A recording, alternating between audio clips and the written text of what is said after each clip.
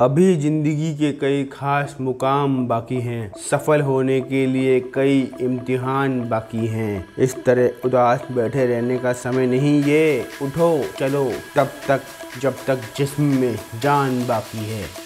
यही जोश और जुनून पूरे विश्व को इसरो ने चंद्रयान 3 मिशन से दिखाया है। इसरो ने यह दिखा दिया है कि सिर्फ पश्चिम देश ही नहीं, अब भारत भी अपने दम पर स्पेस पावर बनने का जज्बा रखता है। 2014 में न्यूयॉर्क टाइम्स ने एक आर्टिकल में एक कार्टून पब्लिश किया था जिसमें भारत को एक गरीब देश दिखाया गया है और जो अपनी गाय के साथ इलाइट स्पेस क्लब का दरवाज़ा खटखटा रहा है, जिसमें यूएसए का नासा, रशिया का रॉसकॉस्मोस और चाइना की स्पेस एजेंसी शामिल हैं। और इलाइट स्पेस क्लब न्यूज़पेपर में ये पढ़ रहे हैं कि इंडिया ने मात्र 450 करोड़ रुपए में मार्स पर मिशन भेजा है। पर जब किसी भी देश को यह आशा नहीं थी कि हम मार्स पर पहले प्रयास में पहुंचने की ताकत रखते हैं। और अब चंद्रयान 3 की चंद्रमा पर फतह के बाद भारत ने सभी इलाइट स्पेस पावर कंट्रीज़ को यह दिखा दिया है कि अब वह इसरो को अंडर एस्टिमेट करने की गलती ना करे, क्योंकि भारत अब स्वदेशी ताकत से भी अपने सारे माइलस्टोन्स को प्राप्त कर सकता है।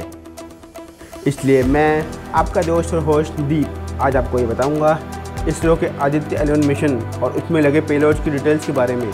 और अगर आप लोगों को यह जानना है कि आदित्य L1 मिशन कब तक काम करेगा और कब लॉन्ग रेंज पॉइंट पे पहुंचेगा, व भारत को इस मिशन से क्या फ़ायदा होगा, तो वीडियो के लास्ट तक बने रहें। और अगर आपको डीप में ये जानना है चंद्रयान 3 मिशन के बारे में, तो हमारा कंप्लीट स्टोरी ऑफ चंद्रयान 3 वाला वीडियो आई बटन या डिस्क्रिप्शन बॉक्स में आपको मिल जाएगा। And if you like this type of deep space related video information, then make sure to smash the subscribe button and press the bell notification so that you will never miss the deep space related information of the universe.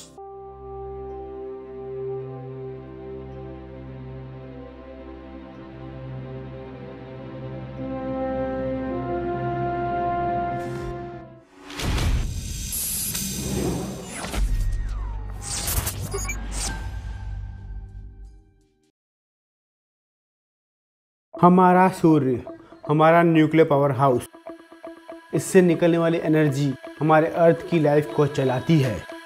पर वही सूर्य की magnetic field जब उलझकर solar flares का निर्माण करती है, तब वही सूर्य हमारे लिए भक्षक बन जाता है। पर उस समय हमारी अर्थ की मैग्नेटिक फील्ड ही हमें बचाती है।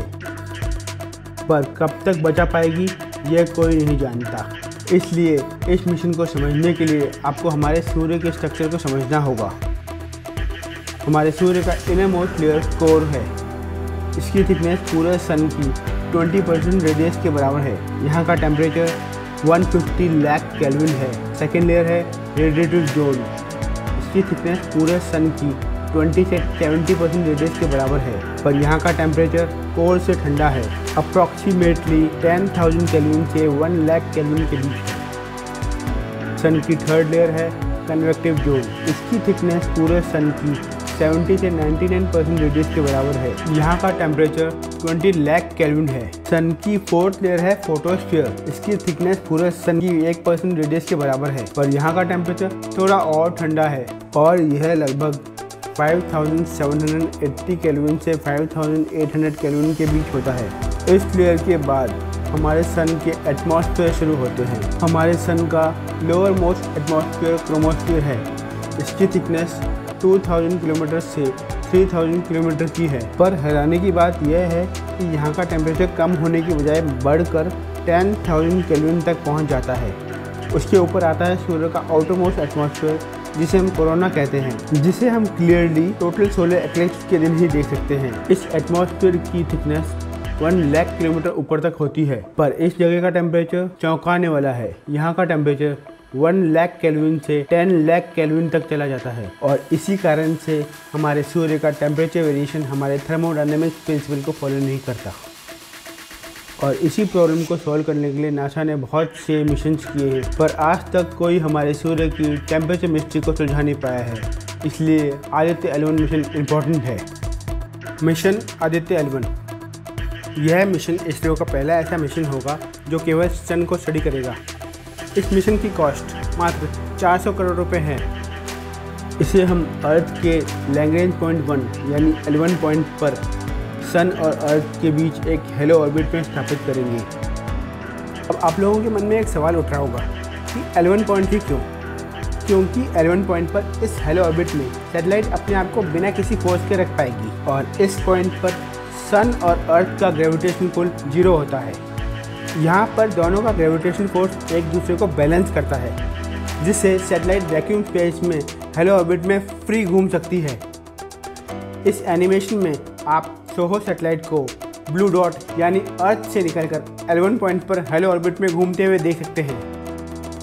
इस मिशन से हम सोलर एक्टिविटीज़ और इससे होने वाले स्पेस वेदर्स का पता लगा पाएंगे और यह मिशन हमें हमारे सूरज की तीनों विजिबल, एक्सरे और अल्ट्रावायलेट स्पेक्ट्रम में समझने की काबिलियत देगा और जिससे हम सूरज के टेम्परेचर वेरिएशंस को समझ पाएंगे कि जब भी फ्यूचर में हमारे सूरज से कोरोनल मास इंजेक्शन या सोलर फ्लैश इंजेक्ट हों तब हम तैयार हों और साथ ही हम ब्लैक स्पॉट या सन स्पॉट को भी पढ़ पाएँ कि क्यों उस ब्लैक स्पॉट में टेम्परेचर इतना कम हो जाता है और फिर वहाँ से एक magnetic field disturbance wave generate करता है जो कि अर्थ के लोअर ऑर्बिट और जियोसिंक्रोनस ऑर्बिट में मौजूद सभी सैटेलाइट को तबाह कर सकती है। वैसे तो हमारी अर्थ की मैग्नेटिक फील्ड सन की मैग्नेटिक फील्ड से हमें प्रोटेक्ट करती आ रही है और उसी मैग्नेटिक प्रोटेक्शन के कारण हम अर्थ के नॉर्थ पोल पर अरोरास देखते हैं।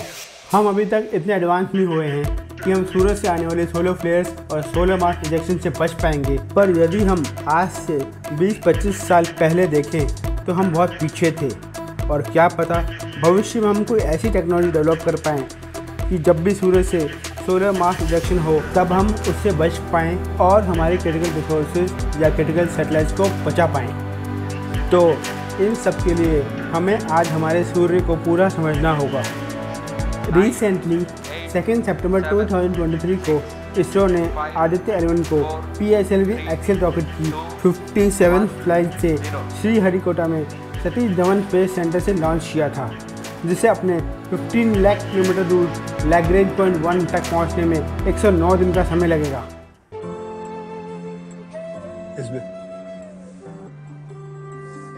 वो PSLV रॉकेट है, वो छोटा बच्चा है, चांद तक ही जा सकता है। हाँ, ये वही रॉकेट है जिससे हम मंगलयान 1 में मार्स गए थे। पर अभी आप लोग यह सोच रहे होंगे कि जब भारत के पास GSLV Mark 3 जैसा सक्सेसफुल पावरफुल रॉकेट है तो हम PSLV जैसे छोटे रॉकेट का यूज़ क्यों कर रहे हैं? तो यह सब सैटेलाइट के वजन यानी पेलोड वेट उठाने की क्षमता पर निर्धारित होता है। आदित्य L1 सैटेलाइट का टोटल पेलोड मास 244 किलोग्राम है और हम यह जानते हैं कि हमारा PSLV एक्सेल रॉकेट एक 1750 किलोग्राम वेट के पेलोड को 5050 किलोमीटर से 600 किलोमीटर दूर सन सिंक्रोनस पोलर ऑर्बिट में आराम से छोड़ सकता है। इस वीडियो को रिकॉर्ड करने तक हम हमारे आदित्य L1 सैटेलाइट को उसकी प्रिसाइज ऑर्बिट में स्थापित कर चुके हैं और फिर वहां से भारत अपनी पहली सोलर ऑब्जर्वेटरी को सूर्य और पृथ्वी की L1 पॉइंट की यात्रा प्रारंभ करते हुए देखेगा। इसे भी इसरो चंद्रयान 3 टेक्निक की तरह अर्थ और सन की ऑर्बिट में स्लिंगशॉट मेथड से ही भेजने वाला है। इस टेक्निक को हॉमैन ट्रांसफर ऑर्बिट कहते हैं और इस मेथड में हम कम से कम फ्यूल यूज़ करके दो स्पेस बॉडीज़ की ग्रेविटी को यूज़ करते हुए सैटेलाइट व्हीकल को उसकी डिसाइडेड लोकेशन तक लेकर जाते हैं। Aditya L1 payload details. Aditya L1 में 7 साइंस पेलोड लगे हुए हैं, जिसमें 4 रिमोट सेंसिंग पेलोड्स और 3 इन सूट पेलोड हैं, जिसमें फर्स्ट रिमोट सेंसिंग पेलोड है visible emission line coronagraph VELC। इस पेलोड को Indian institute of astrophysics Bengaluru ने डेवलप किया है। यह पेलोड एक सोलर कोरोनोग्राफ है जो एक साथ इमेजिंग, स्पेक्ट्रोस्कोपी और सूरज के करीब की स्पेक्ट्रोपोलोमेट्री ऑब्जर्वेशन देगा और इसका सबसे महत्वपूर्ण कार्य सोलर कोरोना और उसके डायनामिक्स को समझना है और वह हमें यह बताएगा कि कोरोनल मास इंजेक्शन और उसके मैग्नेटिक फील्ड के ओरिजिन का क्या कारण होता है। सेकंड रिमोट सेंसिंग पेलोड है Helios high energy L1 orbiting X-ray spectrometer, जिसे हम हार्ड एक्से स्पेक्ट्रोमीटर भी कहते हैं। इस पेलोड को UR Rao satellite centre Bengaluru ने डेवलप किया है। इसे 10 से 150 किलो इलेक्ट्रॉन वोल्ट एनर्जी की सोलर फ्लेयर्स को मेजर करने के लिए डिजाइन किया गया है। इसमें 2 तरह के डिटेक्टर्स लगे हुए हैं, कैडमियम टेलुराइड और कैडमियम जिंक टेलुराइड, जो कि सोलर एनर्जी रेंज को कैप्चर करेंगे। इस पेलोड का मुख्य काम है सन द्वारा छोड़े गए एक्सप्लोजिव एनर्जी ब्लास्ट या सोलर फ्लेयर्स की एनर्जी और उसके इलेक्ट्रॉन्स की मूवमेंट की स्टडी करना। थर्ड रिमोट सेंसिंग पेलोड है सोलेक्स, सोलर लो एनर्जी एक्से स्पेक्ट्रोमीटर। यह पेलोड हीलियोस पेलोड से सॉफ्ट है, इसलिए हम सॉफ्ट एक्से स्पेक्ट्रोमीटर भी कहते हैं और इसे भी UR Rao satellite centre Bengaluru ने ही डेवलप किया है।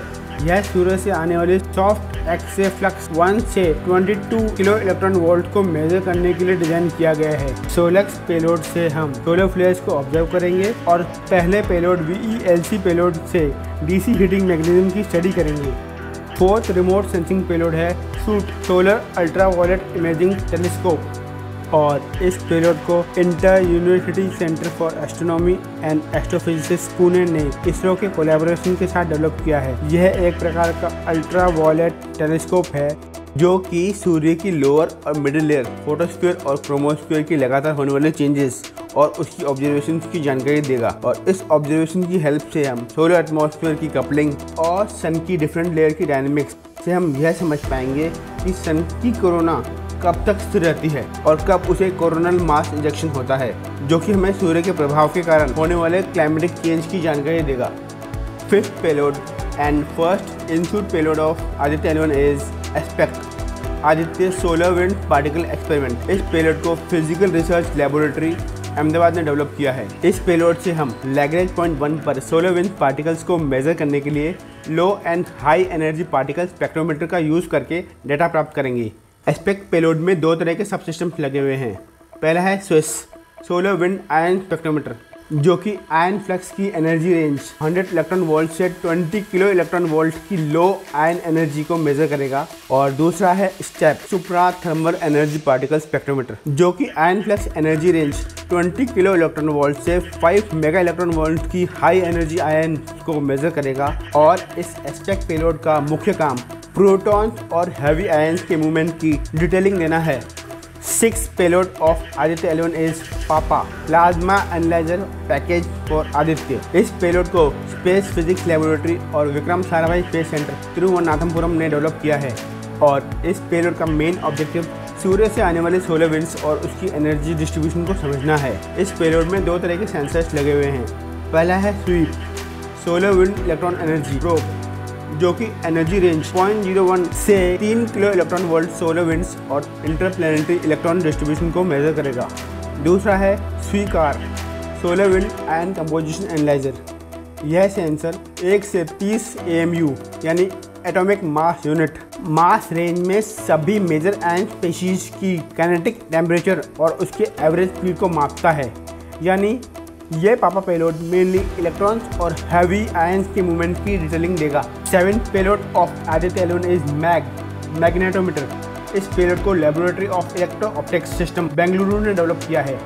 यह पेलोड एक ड्यूअल रेंज मैग्नेटिक सेंसर है जो 6 मीटर लंबे बूम पर सूर्य की तरफ व्यू करने वाले पैनल डेक पर लगाया गया है। इस पेलोड में 2 सेट ऑफ सेंसर्स लगे हुए हैं, एक स्पेसक्राफ्ट के बूम टिप पर लगा हुआ है और दूसरा स्पेसक्राफ्ट के बीच में लगा है। इस मैग्नेटोमीटर पेलोड का मुख्य science objective interplanetary magnetic field और मैग्नीट्यूड और नेचर को मापना है और सूरज के ट्रांजिएंट सोलर इवेंट जैसे कोरोनल मास इजेक्शन और भविष्य में पृथ्वी पर होने वाले एक्सट्रीम सोलर इवेंट और सोलर प्लाज्मा की वेव सिग्नेचर के L1 पॉइंट से सूचना देना है।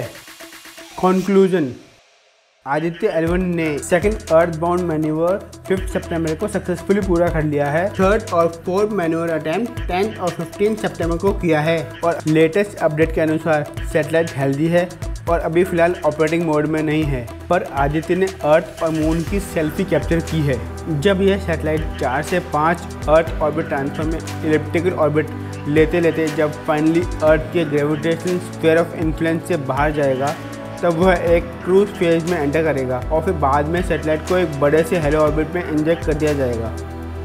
हमारे इसरो के अनुसार यह हमारे सन को स्टडी करने का कंप्लीट मिशन नहीं है। रॉकेट में लिमिटेड मास, पावर और वॉल्यूम के कारण इसमें इंपॉर्टेंट साइंस पेलोड ही लगाए गए हैं। और अगर इसरो का यह मिशन सक्सेसफुल होता है तो भारत का नाम उन देशों में शामिल हो जाएगा जो देश पहले से सूर्य की स्टडी कर रहे हैं। आदित्य L1 मिशन की लैग्रेंज पॉइंट 1 पर पहुंचने की एक्सपेक्टेड अराइवल डेट 12 जनवरी 2024 है और इसे 5 साल तक काम करने के लिए डिज़ाइन किया गया है। और अगर इन 5 साल में हमने हमारे सूरज को बेहतर समझ लिया तो भारत में पहला देश बन सकता है जो हमारी सदियों से चली आ रही कोरोनल मास मिस्ट्री को सुलझा पाएगा, जिससे आने वाले समय में हम सोलर फ्लेयर्स और सोलर स्टर्म को समझकर उससे सतर्क हो सकेंगे। और क्या पता इस प्रॉब्लम को समझने के बाद मानव जाति कोई ऐसा तरीका ढूंढ निकाले जिससे हम सोलर स्टॉर्म से बच पाएँ। हमारा आदित्य L1 मिशन ज़्यादा लोगों में पॉपुलर नहीं है, इसलिए मैं आप लोगों से ये रिक्वेस्ट करता हूँ कि आप इस वीडियो को ज़्यादा से ज़्यादा शेयर करें ताकि चंद्रयान मिशन की तरह आदित्य L1 मिशन को भी पॉपुलैरिटी और दुआएं मिले और फिर एक बार फिर से हमारी और हमारे इसरो के साइंटिस्टों के लिए 1 लाइक तो बनता है। तो लाइक से हमें मोटिवेट करें और अगर आपने अभी तक चैनल को सब्सक्राइब नहीं किया है तो कीजिए, क्योंकि मैं फ्यूचर में और भी एक्सीलेंट वीडियो लेकर आता रहूँगा from deep into the universe. जय हिंद।